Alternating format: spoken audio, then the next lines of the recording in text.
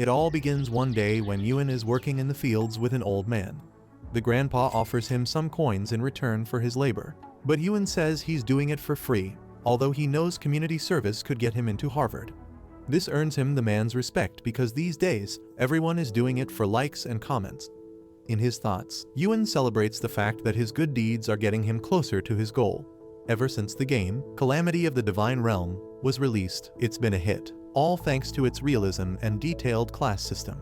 Although he's at a miserable level 1, Yuan is just a point away from upgrading to a paladin, and he's been turning down his rewards to gain a good rep. On his way, he encounters an old man seeking help and doesn't hesitate to lend a hand. Although the gaps between this grandpa's teeth are wider than outer space, he possesses a nice-looking ring which he asks Yuan to help him deliver to a certain malt town. Somehow, as Yuan receives the ring, it ends up on his index finger and some magical heavenly light strips him of his peasant garments, clothing him in a villain cape. Instantly, he receives a prompt notifying him that his class has changed from beta male to Andrew Tate and his reputation is 100 points in the negative. Worried, he freaks out and wonders how he lost his generosity points in seconds, while Stinky Grandpa welcomes him to the League of Tyrants and tells him to ask for help if he's lost. Pissed, Yuan confronts him for dumping him in this mess and jacks him by the collar as he yells at him for spoiling his plans to become a paladin. However, the old man tells him to chill because if he understands the power he now holds as a tyrant, he'll realize that paladins are just errand boys. He also tells him that he's now among the top tyrants, although most of his actions have now been restricted. On the plus side, he says he'll pass on a skill to Yuan that can help him, and then he does this dramatic fire transformation and goes poof like a puff of smoke. Now alone, Yuan checks out his perks as a tyrant but sees nothing of value, so he gets pissed, because obviously the papa scammed him. He decides to head into the city to re-enroll in another class, but when he gets there, he finds that they're getting attacked by monsters. Thinking this to be the perfect opportunity to be gentlemanly, he asks the guards to let him through the gate so he can help, but they tell him to stay put or get shot. The bozo thinks the skull head on his suit represents the Pope, so he tells him he's not the bad guy. As he steps closer, the guards charge at him and begin a hot chase, making Yuan regret ever meeting that miserable old man. However, his ring suddenly glows and asks him if he should activate his skill, Scoundrel, but she ignores it and accidentally trips, falling to the ground. Seeing that he's surrounded by the angry knights, he decides to use the Scoundrel feature and redeem his rep with a new account. So, he activates the Scoundrel skill and his ring releases some magical flame-like power that supercharges his sword. The flame begins attacking the knights, and he also reflexively slits a knight's throat, making him an enemy of Malt Town, a wanted criminal, and a total of minus 110 points. When he returns to his senses, he apologizes, saying it was only a mistake, but the infuriated knights are out to end his life. As they attack him, Yuan begins clearing them, so they activate some upgraded sword skills against him, but only manage to scratch his itchy crack. In return, Yuan uses his sword to send them to hell and eventually wipes them out. He then takes a second look at the Scoundrel skill and finds that it increases his stats depending on his rep, and the lower it is, the higher his stats become. Unfortunately, he can't return to Malt Town anymore because it'll be like walking into Putin's crib. Even worse, his account will be locked for the next 24 hours, so he's left with no option but to head to Chaos Town. Meanwhile, some hotshot knight finds the tons of bodies that Yuan piled up, and one of the guards even thinks that only a demon could be responsible for this, but another informs them that it was just one man, almost as though he knows it'll only be Yuan's doing. The captain places a bounty of 200 gold bars on Yuan's head, wanting him dead or alive. Seeing that his bounty has gone up so much within the first week, Yuan realizes that no one else has earned that much, and now he's stuck with the worst rep at minus 300 points, which prevents him from getting into any city. On the plus side, his Scoundrel skill seems useful, although it takes way too long to be refreshed. He feels weak and hungry, so when he spots a villager, he waves to ask him for food. Unfortunately, the man beats the speed of light to inform the villagers about Yuan, the infamous tyrant. As he ventures further, other villagers charge at him with all sorts of weapons, ignoring his pleas for a simple meal. But it seems they're all just chickens, so they don't even last long enough to complete their threats. At this point, Yuan is annoyed and wonders why everyone acts that way towards him, and why they all recognize him as a tyrant, so he guesses that it could be all thanks to that skull insignia on his shirt. His stomach growls again, so he heads to a nearby food shop and grabs some free food since all the villagers have run away. As expected, this earns him more bad rep as a food thief while increasing his bounty. Even worse, he grabs a cloak from the line to cover his skull sign. So when the villagers return to find that he only stole some food, they can't believe it, because, with a reputation worse than Ted Bundy's, it's impossible to believe that Ewan only stopped by for a burger. However, one of them finds a note from Ewan explaining that he took some food just because he was hungry, although he'll be back for them. This terrifies the life out of them, though Ewan thinks his trauma story will work on them like it worked on America's Got Talent. Soon, he arrives at Chaos Town and finds a bunch of broke, homeless folks, proving the rumor that its inhabitants are a bunch of wretched thugs. He heads to the bar to grab some preservable foodstuff, but the bartender says it's a bar for a reason, though if he really wants some food, it'll cost him more than a Ferrari. Since he's quite empty, Ewan decides to take up an adventure to afford the cost, but some low-life NPCs mock his ambition and call him a weakling. He chooses to hunt down a dangerous-looking monster called a Kasky, but these fools burst out with more laughter, and the bartender says he'll pay for the beast, even though he warns him about how dangerous Kaskys are. As he leaves, Ewan finds this as an opportunity to take a load off his bounty, while the barman hopes for the best. But before he realizes it, he finds that Ewan took off with his request board, and apparently the Kasky costs about 500 gold bars. Later, Ewan walks into the wild, seeking a pond of water because Kaskys are said to live near ponds, but he doesn't find any and begins to lose hope in finding one. He gets exhausted but spots a thicker forest ahead and decides to head there, but an earthquake occurs at that instant. He prepares to see some giant dragon or something coming out, but he's disappointed to find a freaking earthworm. However, the worm surprisingly transforms into a scary-looking Kasky which roars at him, displaying multiple canine teeth. Ewan strikes first with his sword, but he barely hurts the beast, which kicks him to the ground with its tail. Seeing that the damage incurred on the beat is so little, Ewan charges forth again, launches himself in the air, and descends on the middle of the beast's head with his sword, piercing through it and making the Kasky bleed. Eventually, he gets a prompt that his quest is complete as the beast falls dead to the ground. Then he finds out that the Kasky's a folklore item, which is pretty high, although he usually can only equip it when he's at level 25. Initially, he was at level 13, but after that task, he jumped as high as level 20 and his stats significantly increased. He intends to change his class eventually to get his chasers off his neck, but for now, he'll have to drag this mighty hulk of a beast. The idiot leaves it behind, assuming that no one would think of stealing something that huge, so he reports to the bartender, saying he's defeated the Kasky. The others call him a joke, but one of the poop-faced idiots recognizes him from the previous day and says he's lying like a pathetic fool. Ignoring him, Ewan asks for his reward, but the fool gets pissed that Ewan's ignoring him like his mother did after birthing him. However, the barman intervenes and asks for the Kasky's body as evidence, and he's obsessed with ramming his meat into dead animals, so he will only pay after he sees its corpse. Ewan explains that the beast is heavier than a mammoth, hence why he left the body behind, but the bartender tells him to shut up because it seems he's unaware of his position.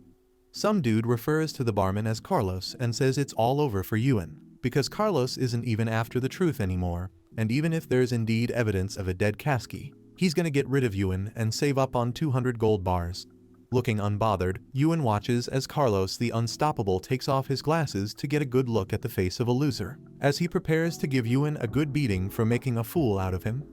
Ewan casually insists on his truth and even offers to take Carlos to see the corpse, but he demands his reward, and Carlos, who's shocked at his guts, bursts out laughing and hoping everyone heard Ewan summoning the Grim Reaper.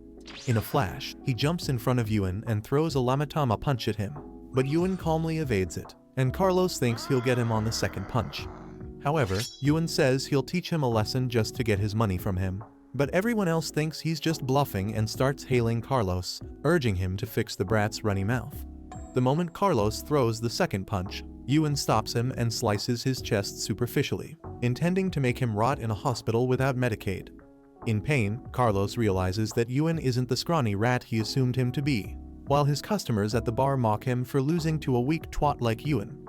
He tells them to shut up and watch him bounce back, even though he's scared because he also has a bounty on his head and they'll screw him up if he acts weak. He gathers more momentum into his next punch, but it barely feels like a scratch to Ewan, who doesn't flinch even for a second. Carlos gets scared and frustrated, so he enters God mode and puts his all into the next punch, while Yuen pitifully looks at his futile attempt to defeat someone whose stats are multiplied 30-fold.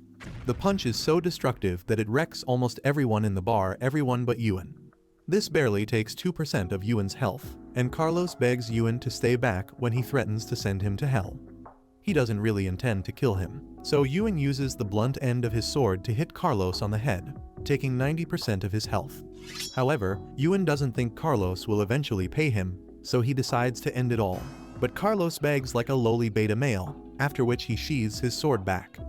The wimp presents some coins to Yuen, but after counting, Yuen finds that 50 coins are missing, making Carlos check for more. He finds that he's more broke than your dad and almost gives up on living, but Yuen just asks him to supply the foodstuff he had earlier asked for. Meanwhile, the wasted yappers from earlier have seen the extent of Yuen's strength, so they hope not to get into trouble with him, while Carlos later brings the required stuff. Yuen leaves but returns to tell Carlos where to find the Kaski's body. But later, a female adventurer named Wick informs them about a harmless-looking kid with a bounty of 203 gold coins. Someone asks her to repeat herself, and when she does, they ask her if he is wearing a black coat. Shockingly, she pulls out a photo of Yuen, and Carlos realizes that Yuen's bounty is twice his, which is probably why he was unable to fight back. Wick can tell that they've seen Yuen before, so she suggests they tell her where he is to have a share of the bounty. One of the customers tells her to die alone because Yuen is stronger than he looks, and he even messed the undefeated Carlos up. Considering that Carlos looks okay from the limbs down, Wick can tell that Yuen isn't the kind to take lives casually, so she hopes to bargain with him. She asks Carlos where to find Yuen, while the other customers mourn her future demise because she's their intel supplier. All this while, Yuen seeks a blacksmith to create a weapon for him out of the Kaski's horn, and luckily for him, he encounters a young man who claims to be the best blacksmith in Chaos Town. However, he doubts the guy's credibility because he looks like he gets his style inspo from Pinterest. Also, the boy draws him to a corner without wearing him out with ads like these low-level mobile games, further strengthening his suspicion. He asks Yuen what material he has in mind, and Yuen shows him the Kaski horn, eliciting the boy's shock, because such an item is a rare find. With an expression that a typical scammer would give, he tells Yuen to hand it over and he'll make the perfect weapon for him. But Wick shows up at the dying minute and spoils his show, warning Yuen not to believe him because he's a fraud. She addresses the boy as Brian and blames him for stealing rubies from a certain shop before, amongst many similar crimes that have gained him quite a reputation. He yells at her for spoiling his business, but when she shows him that Yuen is a demon lord, he takes to his heels. Afterward, Yuen asks her why she's helping him, and she introduces herself as a member of the CIA, from where she gets most of her gossip. Also, she says she's only helping him because she's heard his name for a while now and feels they're destined to pipe each other someday. To prove her genuineness, she offers to take him to the best blacksmith in the world, but Yuen is only interested in her boobasmith, even though he warns her not to play funny. As she takes him down a distant path, she asks him if he really killed the Kaski, though she's only trying to earn his trust. He affirms it, and she assures him that the said blacksmith will definitely put the Kaski horn to good use. However, Yuen tells her he can't proceed any further because he's wanted, and she proposes a secret passage in the sewers which stinks like hell but still smells nicer than your underwear. After climbing up a ladder, they arrive at the blacksmith's house, and a sugar daddy-looking man named Deimos opens the door and welcomes Wick, who introduces Yuen as her partner. She tells him about Yuen's messy situation and asks if he can help Yuen create a weapon, but he says he quit blacksmithing a while ago, although he won't mind offering Yuen shelter at his place. However, when Wick tells him that Yuen brought a Kaski's horn and promises to feed him ice cream from her Virginia, he enthusiastically says he'll make Yuen a growing weapon. Yuen is surprised at his claim, so Deimos asks him if he has faith in his abilities to make a legendary weapon for him, and Yuen affirms his trust in him. The old man thanks him for trusting him because he never thought he'd encounter a Kaski's horn, and then he gets right to work. Meanwhile, Yuen asks Wick just how long ago Damon hasn't worked with a Kaski's horn, and she takes him out to tell him about Damon's other works. Suddenly, she grabs him by the shoulder, pins him to the wall, and silences him with her fat rice cakes. Apparently, she was just protecting him from some guards who were passing by and didn't want them attracting much attention to Deimos's crib. After a while, Deimos shows up with a blue sword with bloodletting, devouring, and seize skills, which are highly sought after by every adventurer. Yuan is so impressed with his weapon and thanks Deimos, but the blacksmith bills him 200 gold coins, while Wick charges a commission for the services she rendered him, including the ride she gave him to Cloud 9. Yuan tells her that he doesn't have that much on him, so she offers him a deal, saying that they're now partners, so he'll take up some of her jobs and pay her back. She lists a few jobs and Yuan feels they all sound rather illegal, but she says he's basically a terrorist with a huge bounty on his head, so he has little to no choice. Yuan asks for legal jobs, so she looks through Fiverr and finds him a mercenary job, which gives him the opportunity to clear his name if he fights for one of the cities at war named Sagos. When they arrive at the city gate, the guards stop them from getting in, but Wick says they're working as mercenaries, so the knight asks them to sign up at the camp. Wick tells Yuan that the Sagos lord is a just man who's quite broke, while Herma's lord is a loaded douchebag. Unsurprisingly, Yuan chooses to work for the broke fool, because he's addicted to poverty. When they meet the captain, he refuses to welcome Yuan, being aware of his infamous reputation. Wick warns him that they might join forces with the opposing side, but the idiots burst out laughing, ensuring them that their victory is still certain. However, the captain says that he can't let them go scot-free and his guards surround them. But Wick is also ready for war, while Yuan is disappointed that he can't get rid of his bounty as he thought. Yuan commands the foreman to withdraw his men if he wants peace, but the one-eyed freak says he doesn't want peace, he wants violence. He also says he'll lock Yuan in jail, but doesn't get to finish his threats before Yuan draws out his magical sword. Before they can even defend against his attacks, Yuan drops that worthless foreman and raises his bounty to 380 gold coins, while attaining a reputation of hostility with Sagos. The worthless level Zonites see that their foreman is dead and decide to exact vengeance on his behalf, but Yuan enters scoundrel mode and wipes them out, improving his sword specs at the same time. On the other hand, Wick tells him to run for dear life, but Yuan feels it's pathetic if they run away, especially after knowing that the Sagosians look down on them. She tells him he could die, but he stubbornly says that he doesn't mind dying because he's an adventurer and can just come back to life. However, Wick says she'll be dead for real, so Yuan assures her that he won't let them catch her or even let her die. Meanwhile, the Sagos lord is attempting to flee the scene after seeing how powerful Yuan is, but he's caught red-handed and Yuan informs him that his foreman has been dealt with. The lord says he's aware and shocks Yuan when he relinquishes his authority over Sagos and hands it over to Yuan. Instantly, the game informs him that he's now the governor of Sagos, and because the inhabitants of the country are haters to him, they'll be exiled from the land. Seeing this, Wick congratulates him and says she can't wait to see him on Forbes, and then she takes to her heels. Meanwhile, the governor of Herma receives news about the recent happening in Sagos, so he attributes it to a demon and panics that the demon may come for them too. He asks for Yuan's whereabouts, and when he's sure that Yuan is still at Sagos, he decides to visit Yuan to curry his favor. Also, when Carlos and his wasted cohorts hear about Yuan's capture of Sagos, they are terrified that after they mocked him, he'll return for revenge. Just outside Sagos, some worthless NPCs lament that Yuan has become a governor after annihilating a bunch of riffraffs, while they're yet to conquer even a mosquito. One of them, a green-haired creep, suggests that they visit Sagos to see things for themselves. Meanwhile, Yuan is already reaping the benefits of being a governor, as he's now allowed to tax his citizens even for the air they breathe. On the other hand, the former governor is on his knees, waiting for death to come because he feels Yuan will take his life. But Yuan is even confused about why the old man is simping like a hopeless fool. He gets up and finds other players gathered outside and complaining that there aren't any NPCs to fight. BTU Wick is surprised at their guts for uttering such nonsense without fear of turning into roasted marshmallows. Yuan gives her a bombastic side-eye for vanishing into Thin Sur, but she reminds him that she was seeking for ways to promote him, and now that there are a lot of players out there, he can make something out of the situation. He agrees, saying he can make some money from it since his reputation has taken a further dip. While they speak, more players become tired of waiting and decide to leave, so Yuan decides to make the most out of the situation.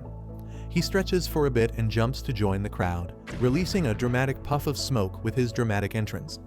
The ladies outside gush over his handsomeness, while George of the Jungle says Yuan looks weak and lacks manpower and resources. The red hair wonders why he's stirring up trouble, so her friend tells her that the dude's hot and has been quite troublesome lately, reaching the 20th level so early in the game. In seconds, Rough Skin rushes toward Yuan, thinking he's about to seize the throne, and he attacks Yuan, causing a mini explosion. With the smoke and everything, everyone thinks Yuan's toast, but they see George of the Jungle lying flat on the floor, and that Yuan defeated the idiot with his bare hands. Afterward, Yuan says he'll make an example out of anyone who breaks the rule like that idiot. Then he says he'll create an opportunity for players to thrive in the city. He says he won't assign dumb quests, and will even participate in quests with the other players. With that being said, he assigns his first quest, which is to help clean up the ruins, and they'll get awarded 10 bronze coins for every 3 spots they clean up. The players are quite excited because they can earn so much from G doing so little, so they jump right into action. Wick claps playfully for him as the governor, but just then, the representatives from Herma arrive and assume that Wick and Yuan are peasants, so the butler introduces himself and asks for the new governor. Wick mischievously points to Yuan as the governor, and the butler soon regrets speaking so carelessly, so he bows to Yuan and agrees to lick his buns. He politely requests a meeting with Yuan and informs his governor, who also finds it hard to believe that Yuan is the reported demon. The governor humbly introduces himself as Haywood, asking Yuan to accept their gifts. This surprises Yuan, seeing that they're scared of him and even referring to him as Yuan. He tells him to find a private area to talk to, and on the walk there, Haywood sees how large the city is and incites him against the adventurers there, saying that the adventurers are the problem of the city. Watching his foolish governor speak, the butler just wants to shut him up because he doesn't know that Yuan is also an adventurer. Haywood asks the butler why he's tugging at his clothes, and the fool uses gang signs to tell him that Yuan himself is an adventurer. The stupid governor instantly regrets his actions, and even though Yuan just wants to stuff Snoop Dogg's carrot into Haywood's rear pit, he calmly says he disagrees with Haywood's view and then goes on to show how the adventurers cleaned up the city. Lord Haywood the simpleton quickly alters his viewpoint and agrees that the adventurers are useful, but he finds that Yuan has left his lying, pretentious self behind. They follow him into the castle and think they're walking into Buckingham Palace because their city is as hideous as their faces. Just then, Wick says she has something to show Yuan, so Haywood excuses himself, after which she shows Wick the progress of the cleanup he ordered.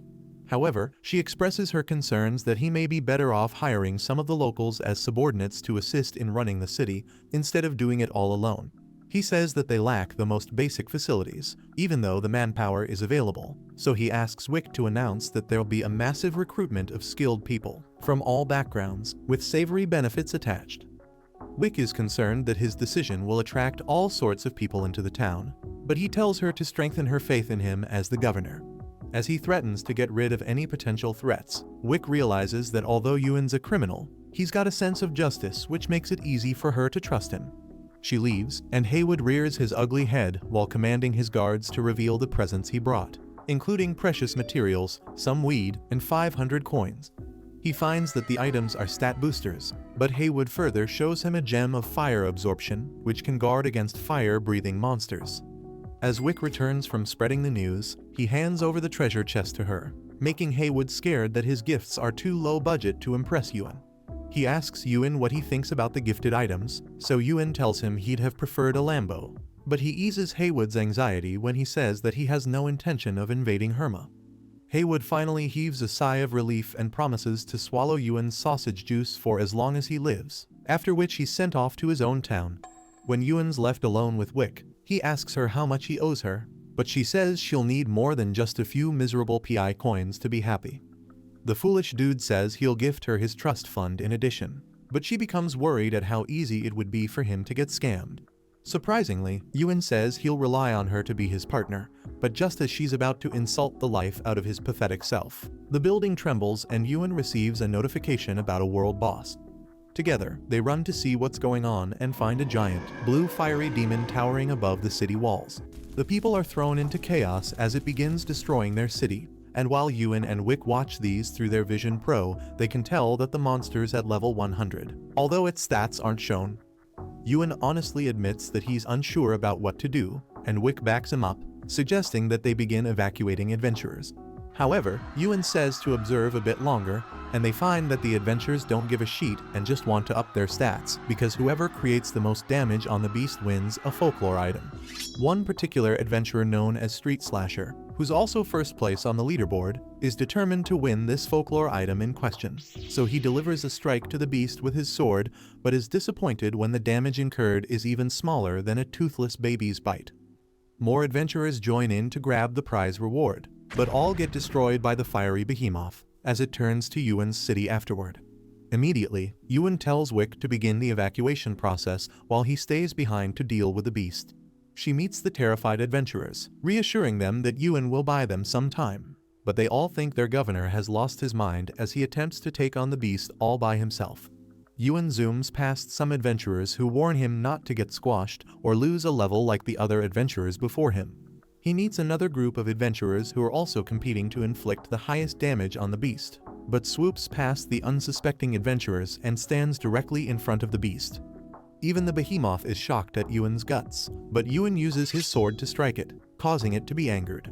It throws its mighty fist in an attempt to crush the adventurers, but right before it hits one, Yuan stops it with one hand, shocking the adventurer he just rescued. Now, Yuan launches himself into the sky and strikes the beast, incurring significant damage upon it.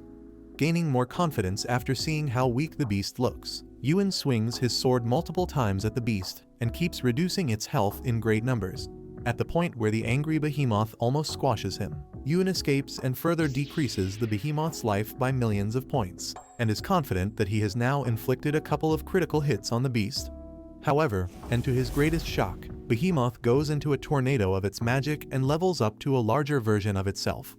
Also, Yuan has drained the boss's health by 30%, much to everyone's shock. He moves again to attack the beast, but his stats are halved, and the boss is even faster than it was before, and Yuan's scoundrel mode only has a few seconds left on it. However, realizes that the power-up may not have involved the beast's eyes, so he decides to attack it there.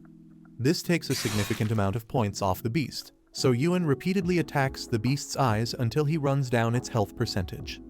The moment it runs down to 0, the beast gradually defragments itself, and the adventurers watching can't believe that Yuan took it down all by himself. One of them is almost pooping his pants as Yuan approaches, because of the nasty things he said earlier to him. But since he's more invisible than air, Yuan pays no heed to his existence. As for Yuan's wins, he gets another folklore bracelet, the beast's heart, 100 reputation points, and some gold. Seeing Yuan's conquests, the other adventurers decide to move to Sagos, while the original adventurers in Sagos thank him for evacuating them and saving their stats. When Yuan notices that the adventurers from the other time are following him behind, he gives them a bombastic side eye, even though Cinderella with the giant melons tells him he's caught her eye. Meanwhile, Haywood is going nuts because he can't ascertain whether Yuan was actually sincere about not invading Herma City. To worsen the situation, Yuan wasn't particularly impressed with the gifts he brought, so Haywood decides to handpick more special items from his vault as gifts for Yuan. Back to Sagos, Yuan returns, and Wick welcomes him gladly, asking him if he's injured. He says he's just hungry for her fatty thighs, and she says she has something even better for him. Then she takes him to meet the group of professionals as he asked her earlier too. They rush at him and ask if the benefits he claims to offer them are for real, so he calms them down and says he'll stay true to his promises, but only for those who are skilled. First up, some dude who stole Thor's hammer introduces himself as Sagos, a mid-tier blacksmith. Then Finami the gourmet introduces herself, saying she can outcook Gordon Ramsay anytime. Immediately, Yuan hires them and ends his recruitment for the day. But one mysterious Dirty Diana says she's up next, though she first asks Yuan if he can guarantee her safety. He assures her that as long as the walls are up, he'll keep them safe, so she confidently unhoods her face, introducing herself as Kelly, the top-tier chemist whose milk factory can cure even a blind man.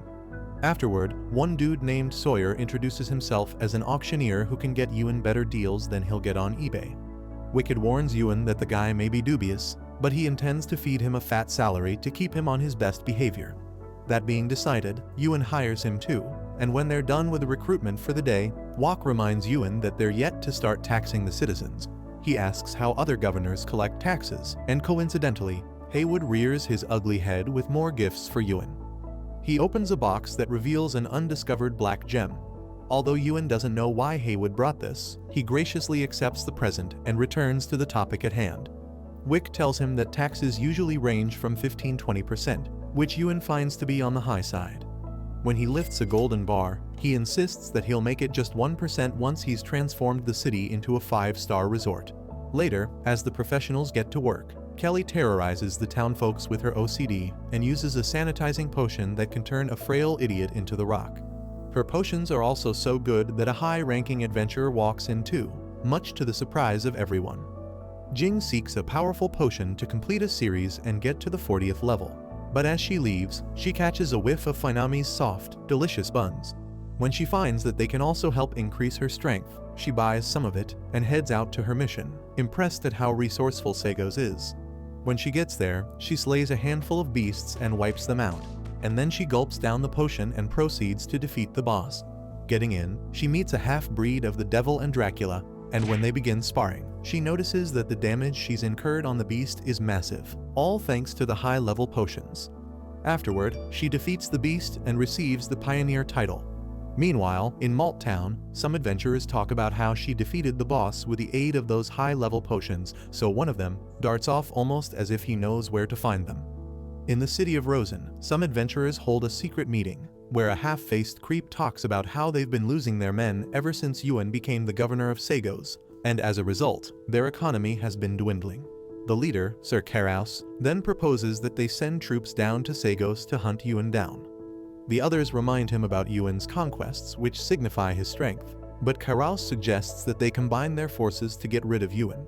To begin with, he'll send his general, Mord, along with 6,000 soldiers, and then he asks the other two how much they intend to contribute. The Green Mord is placed as general over them. Back at Kelly's shop, more and more men are fighting for a sip of her wet juicy sauce, but she's sold out and dry, so she closes the shop. The adventurers are disappointed that the potions are sold out yet again, and seeing the ruckus, Yuan pays her a visit.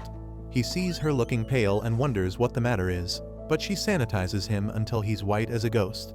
Kelly later explains that the orders have been crazy, and she can't keep up with that stress because she's all about that soft life. All Yuan cares about is how his competitors would be profiting over them when they're out of business, not to talk about the merchants who forcefully grabbed a load of the potions. Just then, he remembers that Scallywag Sawyer and suggests that they auction Kelly's potions, which will bring her extra profits while she doesn't have to work all day. She digs the idea and asks if she can just make 30 potions ahead of the month, and he even suggests that she can hike the prices with limited edition items. When he heads out, Wick creates small talk with him, but he grabs her waist and waters her garden with his wet hose. Then when post-nut clarity hits, he decides to name her as the new governor. This hits her like a shockwave, and she asks why she of all people, after which he explains that his lordship has expired. He asks her if she's uninterested, and she explains that the process of selecting a new governor has to be more careful and should consider the public's interest. Besides, she's a known thug, so it'll be hard for anyone to want her as their governor. Just then, they're alerted by the sound of horns and notified that an alliance of 3 cities has declared war on them. Yuan steps out and Carlos thinks he's a fool for offering himself up like that because there's no way he'll be able to take them down by himself. Yuan, however, isn't interested in getting rid of all of them and asks their soldiers if they'd like to join him in exchange for better living conditions. To even the playing ground, Carlos offers Yuan a duel with General Mord, who admits that he admires Yuan, but has to follow his boss's orders. They get set for battle and Yuan draws out his magical sword, dashes past Mord, and silences the loud-mouthed Carlos forever. Now that he's defeated their king, Yuan asks again who's willing to join him, so Mord bows quickly and surrenders to him. But those 2 cowardly leaders attempt to flee the scene. However, Yuan stops them and asks them why they brought troops to invade Sagos. They explain that Carlos coerced them, because they never intended to go along with the plan. In that light, they ask him to take their soldiers and spare their lives, but Yuan tells them they still have to wet his palms. Afterward, they present him with 10,000 gold coins, but he tells them he'll still bill them for traversing the border, and with added interest for the delay. After they leave, Yuan introduces Mord to Wick and calls her the new governor. But as he turns to leave, he bumps into the powerful Jing, who calls him Nick Cannon's apprentice and introduces herself as Jing, aka Flying So, who's ranked first on the leaderboard. He recognizes the name and remarks on her recent conquests and how she threw a free ad for Kelly's potions. This makes him think that she's here to drain him for her ads, so he says he can't afford these damn Gen Z influencers. However, she tells him that she's not here for payment and wants to contribute to helping him build his manpower since he's clueless about how to go about it. The thing is, Yuan can't understand what this Yapperton is saying because she emphasizes that she's topping the leaderboards as if that will make the sky turn red. However, he says that they're lacking NPCs and asks her if she can do anything that NPCs can't, and she says no. He asks if she has any experience working as a manager, and she also says no. Finding her talent to be useless, he tells her to get lost because they're only hiring 20-year-old candidates with 25 years of experience. Shocked, Jing yells out that she's a player and won't have any use for NPC skills, but with no response from him, she's left standing helplessly. She intends not to give up, however, and stalks him, watching as he addresses the newly acquired guards and cheers them up for their hard work. Yuan asks about Wick, and they say she's getting some from Mord, so he runs to check if Mord has finally located her G-spot. The guards later talk about how gracious Yuan is to them, and that they'll serve him loyally, but Jing attempts to flee the scene and they catch her, asking her who she's stalking. Later, Yuan meets Wick and Mord and instructs Mord to compile a list of supplies needed by the soldiers and send them to Wick. As Mord leaves, Yuan asks Wick how the auction is going, and she tells him to ready his mind for some big bucks. He asks her if she knows anyone with an appraisal skill, and she tells him about one in Rakasa City, which is governed by one of the folks who allied against Yuan. Meanwhile, Jing's free from the guards and wonders where Yuan is, but she luckily finds him riding a horse-drawn Ferrari. As Yuan arrives at the city gate of Rakasa, the guards treat him like a criminal because of his skull head insignia, so he uses his scary face to his advantage and threatens them to act normal while he searches for Lady Wensa, and they comply. Meanwhile, Jing, who's been following him, asks the guards if they've seen him, but because they've been threatened, they both deny seeing him. She gets the picture and says she'll go search for him herself, but they beg her not to because they don't want Yuan to think that they ratted out on him. Later, Yuan locates Lady Wensa's crib and confirms her identity, after which he presents her with the undiscovered black diamond that Haywood gifted him. When she takes a look, she expresses that she can feel the presence of the Saddalo line there. On the other hand, the governor of Rakasa hears that Yuan walked into the city, and he panics, thinking he's there to collect his toll. Quickly, he instructs his aide to fetch all their valuable possessions so he can appease Yuan with them. Back at Wensa's, Yuan is curious about the Saddalo people she mentioned, so she tells him that were once so powerful that no one could withstand their might. However, they used to be peace-loving, but their kindness cost them their lives when other races saw them to be a potential threat and wiped them out. Back to the topic at hand, Wensa says she'll take some time to appraise the rock, but he cuts her off and says he's now changed his mind and is inviting her to his city. She explains that she would love to honor his invitation, but someone in her position won't be permitted to leave the city without her lord's approval. However, Yuan mentions that the city lord owes him some money, and he can use that to settle her. As she plans to begin the appraisal, some guests arrive at her door, and Yuan receives them, only to find that sheepish city lord. Yuan then asks if he can steal Wensa to his city, and the lord instantly agrees, much to Wensa's surprise. Immediately, Yuan takes her by the hand and drags her to his city because he can't wait to add her to his list of potential baby mamas. He also tells the lord to forget about repaying his debt because Wensa is enough payment. At the same time, Jing has just climbed over the city wall, but is shocked to see him eloping with Wensa. When they arrive at Sagos, Wensa does some juju on the obsidian stone and gives it to Yuan, but tells him that there seems to be a seal on it. The game alerts him that the stone is a mythological item and a key to open the sanctuary of Saddalo. Confused, Yuan asks her where the place is located, and she says she's unaware, but hands him a map of Knoll Mountains, where Saddalo was previously located. Yuan thanks her for her help and asks Wick to escort her back to her room, while he heads to the Knoll Mountains. After a while, he arrives there and admires the beauty of the land, while wondering where to find the sanctuary. Suddenly, the gem glows and he disappears, much to that peeping Tom's surprise. When he gets up, Yuan finds himself teleported to a crystalline cave and attempts to summon his status window, but finds that he can't. He ventures deep into the cave and remembers the glow that brought him there, meaning this could be the sanctuary he's seeking. Just then, he sees a giant door and finds a patch into which he can fit in the stone. When he does, the door opens and a voice welcomes him into the sanctuary, a voice belonging to a figure who remains masked. The voice says Yuan is there to borrow the strength of their ancestors, but he can only be granted this after judging whether he's worthy. While Yuan is confused and wonders why he's hearing ChatGPT's voice, the instructor asks him if he's ready for the first round of the trial. He says yes, and the voice commends him for possessing courage. Then a black panther steps out, and Yuan is permitted to draw from its strength. It also permits Yuan to harm the panther, because it's just a clone, and Yuan activates his scoundrel skill as he prepares to defeat the panther. The beast leaps high into the air and prepares to pounce on Yuan, but Yuan draws out his sword and quickly strikes it, causing it to disappear. Impressed with Yuan, the masked fellow is like, "Damn," but when Yuan suspects it of talking, it simply urges him to proceed with the second round. However, petty Yuan insists that he heard it talk and tells it to stop its freaky mask party so they can talk like normal people. Before he finishes, the clown initiates the second round, and a blue thunderbird appears.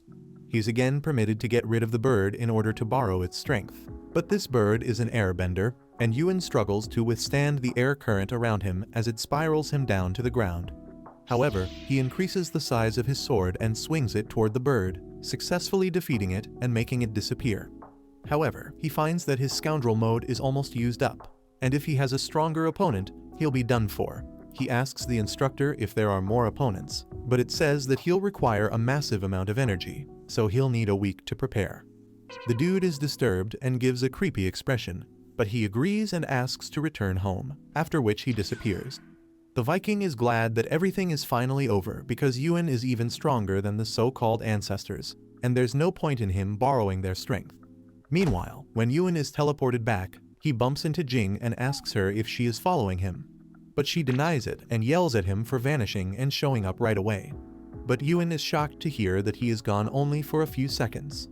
He becomes lost in thought, but Jing calls him back to Earth and threatens that she'll remain glued to him until he hires her in Sagos. He says he actually has something in mind for her, but will only hire her if she can prove herself.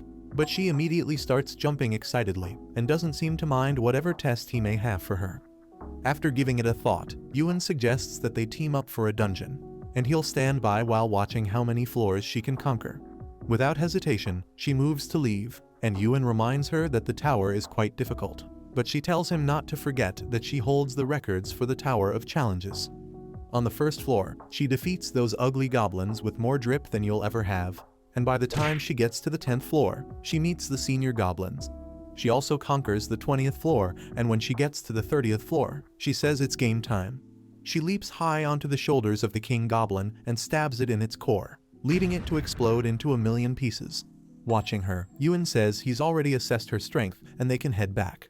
But she still feels like Yuan is underestimating her and says she's just warming up. They head further up and find the goblin boss. Then she tells Yuan to watch his own back in this battle. She runs with her fiery sword and spins herself midair, then lands a blow on the goblin. However, this takes quite some health from her sword, and she's shocked at how strong the monsters on that floor are.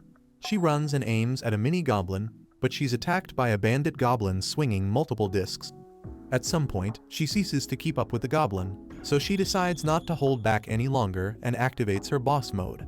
With eyes glowing red, Jing becomes overpowered and kicks their stupid buns. Then, with her eyes closed, she swings her sword mercilessly and suspends them in the air, creating a splatter of their blood. After this display, she thinks Yuan will be impressed, but the dude's been asleep and yawns, asking her if she's done. She gets pissed and tells him she pulled off some pretty hot moves while she was asleep. To prove herself, she asks him to let her conquer one more floor, but he says he already knows she's strong and that she should let him be the captain so he can prove his strength. However, she tells him that the rules state if there's a captain switch, they'll have to start from the first floor, so he agrees and they go back to square one. There, the poor goblin is sad to see their ugly faces again, and with a simple kick, Yuan sends his head through the roof. On the 10th floor, he creates mega portals through the monster's body, and on the 20th floor, he rips the monster apart. When they get to the 30th floor, Jing is surprised that Yuan has been using his bare hands the entire time, but she comforts herself with the fact that she can do the same. Also, she knows that the monsters after the 30th floor are strong, so she can't wait to see how Yuan will handle it. Surprisingly, he takes out his sword and trashes them in seconds, leaving her shocked by what she just saw. As they venture further, she can't believe just how strong Yuan is, despite being a level 22. She hopes that the next floor will teach him a lesson, but before she knows it, Yuan has cleared the floor and beheaded the horned monster that used to be there.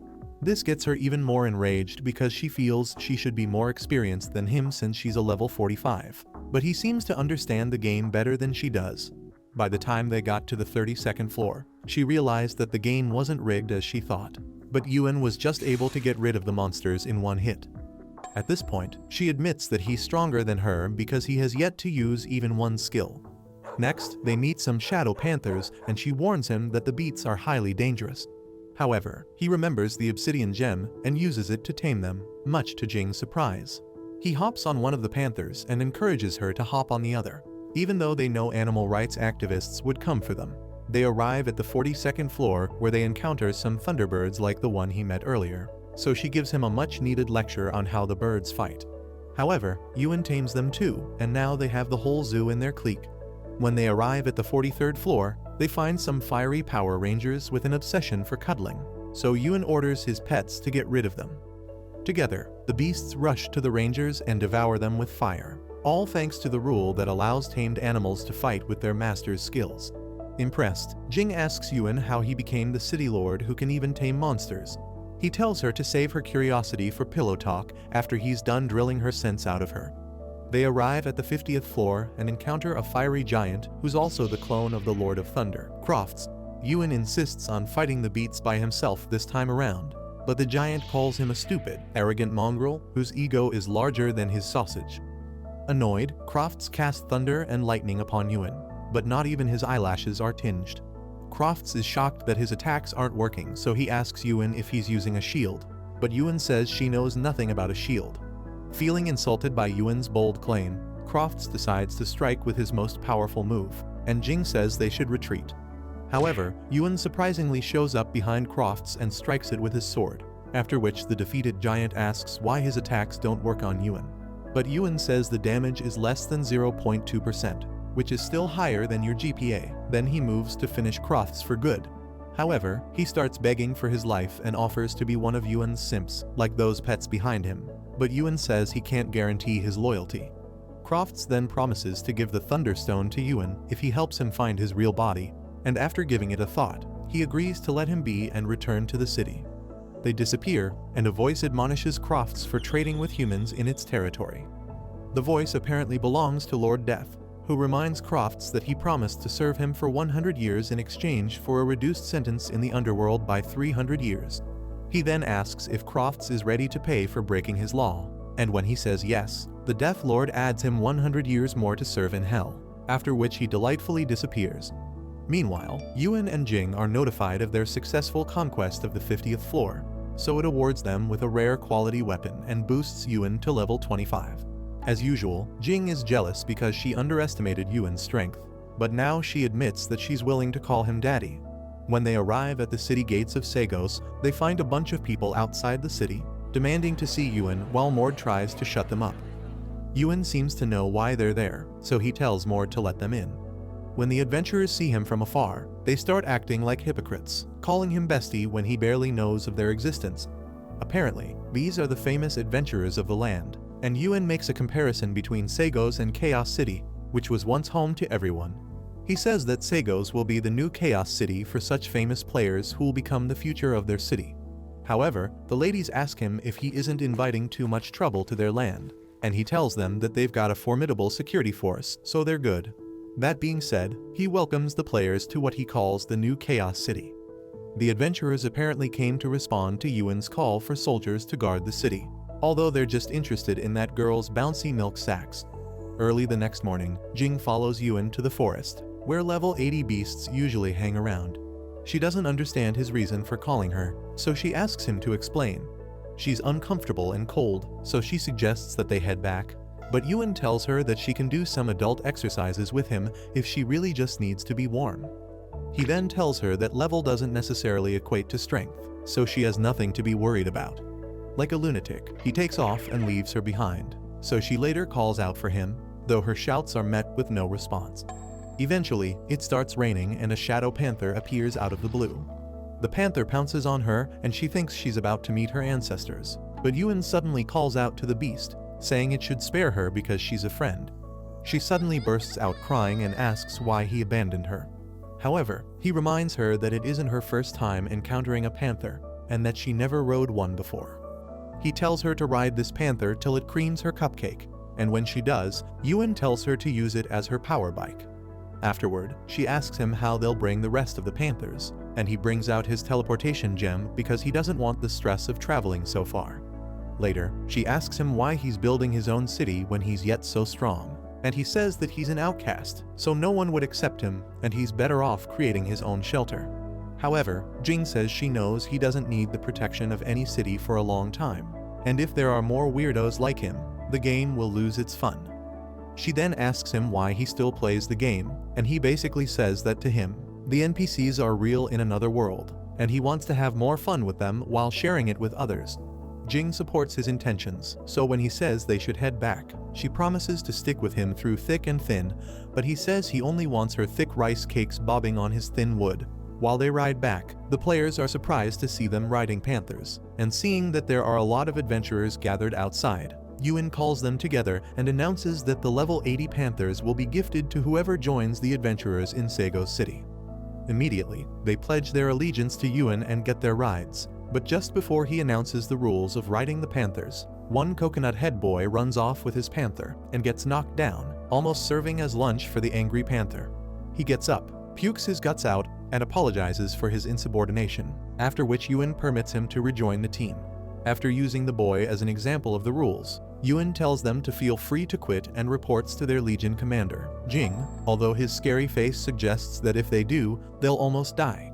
Later, he tells Jing of his plans to use his newly acquired army to lay siege to other cities.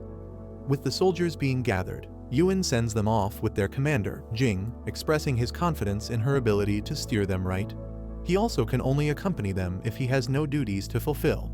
On the way, he considers how expensive it is to use the teleportation portal, which costs about 1,000 gold coins, and how he'll need twice the amount to use it a second time.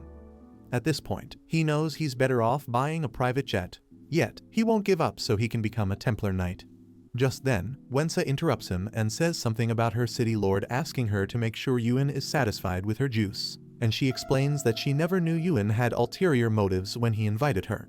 Knowing that the dumb city lord may have misunderstood him, Yuan explains that he really did bring her over for her talents and not to bend her over.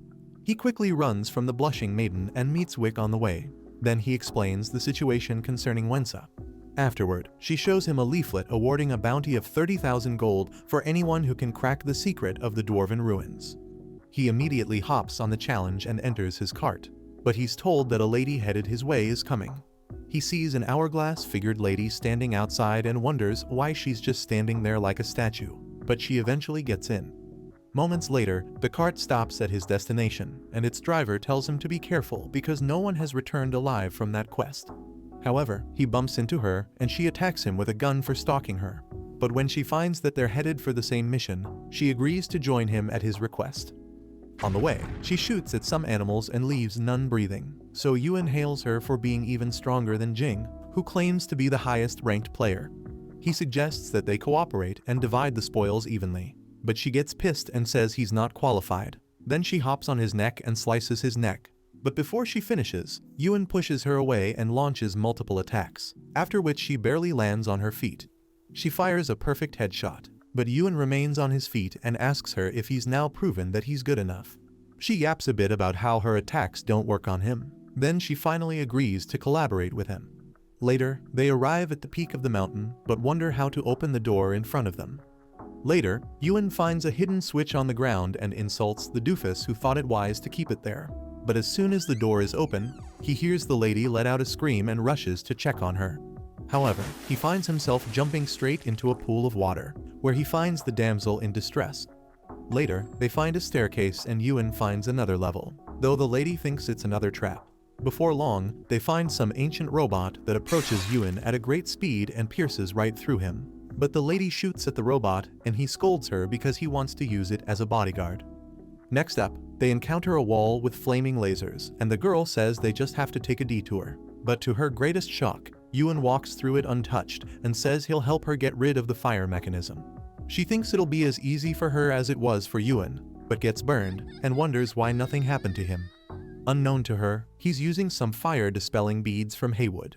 After getting rid of the firing mechanism, they encounter another trap of spinning blades and Yuan thinks it's high time he turned into minced meat. However, he gets rid of it. They arrive at the center of the ruins and he wonders why such an obstacle course for toddlers will draw in a high bounty. The girls show him that she's not getting so much money and after comparing their sheets, they find that she's earning only a fraction of what he'll be earning. He asks her where she got hers from, and she explains that she's a bounty hunter and all her tasks are assigned to her by her professional mentor. Yuan tells her that the real bounty orders will have a guild badge, and then she realizes that she's been scammed all the while. She gets upset with her mentor, who uses her salary to get wasted and sponsor her sugar boys, but just then, a robot calls them fresh meatballs and tells them that even their strength-increasing pills won't work against it, because it controls the entire ruins and they can't escape. It tells them to give up and begins shooting lasers at them. But Yuan seems to be sunbathing with the lasers, even though they drain life force because that shot only took 0.02% from him. The robot is equally surprised that Yuan isn't scared and sees that the boy has good vitality, which is a positive sign that he could use Yuan's body as a container. He then tells Yuan that he's changed his mind and wants to take over his body. But Yuan refuses, and it reminds him that he's standing in a cage made of unbreakable dwarf steel. However, Yuan seems unbothered and angers the robot when he walks out of the cage, triggering it to reveal a Mega XLR. The giant robo runs toward them and attempts to squash them with one blow, but the bounty hunter throws her grenades and causes an explosion, making her worry about Yuan. However, he appears from behind her and tells her not to go about being reckless. As they land on the floor, Yuan wonders how to stop the robot, while the robot acknowledges that Yuan is pretty strong. However, a sudden magical surge overtakes the robot, and it is determined to get rid of Yuan. But at that instant, the game notifies Yuan that he has now established a master-servant relationship with the ancestor of the dwarf named Bacchus, in which Bacchus will be his servant since Yuan is stronger. While Yuan remains dazed at what he just saw, the tiny robot keeps yapping about how humans are weak and becomes shocked because he realizes that he can't control Yuan's body. To his greatest surprise, Yuan flips the script and tells him that he is now his master, and he commands the little robot to merge with the giant and follow him back home. Unfortunately, the little robot says he can't return to a body that has no soul because he will never get out of it, but Yuan gives him some demonic bombastic side eyes and tells him to choose between doing as he was commanded or dying. Immediately, the terrified robot complies and starts doing the Tusi slide, and then it blasts them out of the mountain. Later, Yuan asks the bounty hunter what she plans to do next, and she says she will confront her master for scamming her of her hard-earned money. Afterward, they part ways as Yuan tells her to visit him anytime she needs someone to milk her udders. Meanwhile, in a gigantic castle, some SS-ranked players are gathered together, and one particular flashy blonde is forcing his underlings to get him as many gold coins as he can because he wants to be the highest bidder in the upcoming auction. Meanwhile, Sawyer and Wick are set for the auction, hoping that Yuan shows up as the show begins. After the opening remark, Yuan shows up looking exhausted, but he brings something to add to their auction, and when Wick goes through it, she is shocked that he obtained some ancient Dwarven craft and 50,000 gold coins. During the auction, the bounty hunter shows up, and Yuan wonders why she came, but it seems she is already hungry for his sausage. Sawyer announces that the first half of the auction has ended and tells them to brace up for the next phase because it will make them go bankrupt. The moment he brings up a level 30 leather armor in the epic category, the flashy guy grins with excitement. The first item is sold off at a high price, and the flashy dude still feels like the price is quite cheap, so he becomes disinterested, and when his servant asks if he should add more gold coins, he says there would be no need after all. On the other hand, Yuan encourages his bounty hunter to place a bid, and she accidentally bids the highest price seen so far in the auction, and the flashy dude takes this as a declaration of war on him. He raises the bid, and she gets upset that a level 30 equipment is that expensive, yet she outbids him. From there, they battle back and forth with the prices, and even Sawyer, who is an experienced auctioneer, is surprised at the prices. Eventually, the blonde who claims to be Bill Gates's lost son closes the deal at an insane price. Next up, Sawyer auctions the forefathers of Chadpi, and the bidders run mad trying to bag even one of the 10 robots. As the price climbs higher, the flashy dude is pissed to see those pretend paupers suddenly have so many gold coins to spare.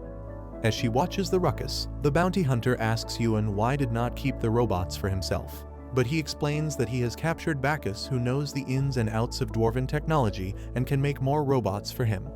As for the flashy dude, he forces his servant to grab him as many coins as he can lay his hands on, even if it means mining cat coins. Flashy guy causes inflation, and Yuan orders some gold coins to be transferred to his private treasury, after which the winning bid from Yuan ends up humbling flashy guy. He gets upset, however, to find that Yuan outwitted him and used his stupidity to cash out, so he swears to have his pound of flesh. The next day, Yuan buys a private jet and rides back to town on it, where he meets Jing, who informs them that some soldier from Shak City have joined their army. In Shak City, the leaders hold a meeting to discuss how they encountered Yuan's army and were so badly defeated that only a tenth of their soldiers returned. However, the son of the city lord says he attended the auction and discovered that Yuan had mastered the core technology of ancient Dwarven craftsmanship. He suggests that this would have been a good opportunity to build a beneficial relationship with them, but they instead chose violence. To worsen matters at that moment, a messenger informs them that an adventurer has landed his pigeoncraft in the courtyard. The foolish father commands them to get ready for war, but his son again warns him that their bad luck could become worse than they can imagine, given that Sagos City has become an overnight sensation. The father says he gets him, but they have already started a war, and it can't be reversed. However, the son defiantly says he will go and negotiate with Yuan, and the father accompanies him. Outside, they find Yuan in an angry state, asking them to perish or surrender. The young man apologizes for the conflict they had with his army, but Yuan says he just wants to conquer all the kingdoms around, and their little city is the first of many. The boy's foolish father yaps some threats, but Yuan says he is not terrified of death and they are wasting his time. Before he destroys them, the son quickly interferes and says Shak City will only surrender if they are not forced to invade other cities with him.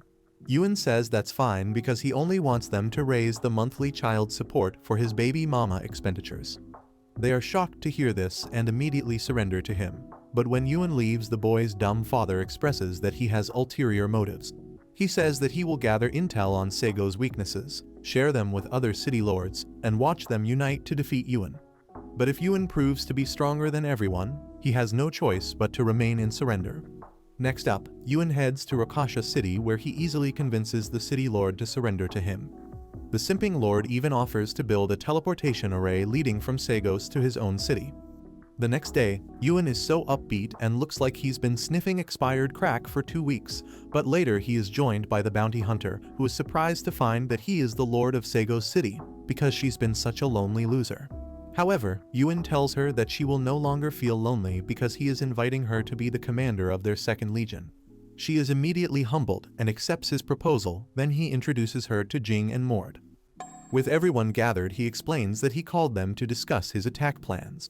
After negotiating with the city lords, some surrendered to him, while others refused to submit, automatically declaring war on him. General Mord says that the stakes are against them, and Yuan tells him it's even worse than he thinks because even though the other city lords have surrendered to him, he has told them that they would not have to take part in the war and they could also sell him out.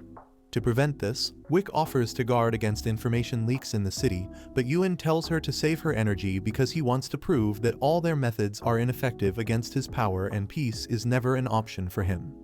Will Yuan succeed in conquering the other cities? Or will he be betrayed by his subordinates and face grueling defeat? If you'd like to find out in part 2, comment Jing's Jingle Bells. Leave a thumbs up if you enjoyed the video and subscribe to the channel for similar content. And as always, thanks for watching.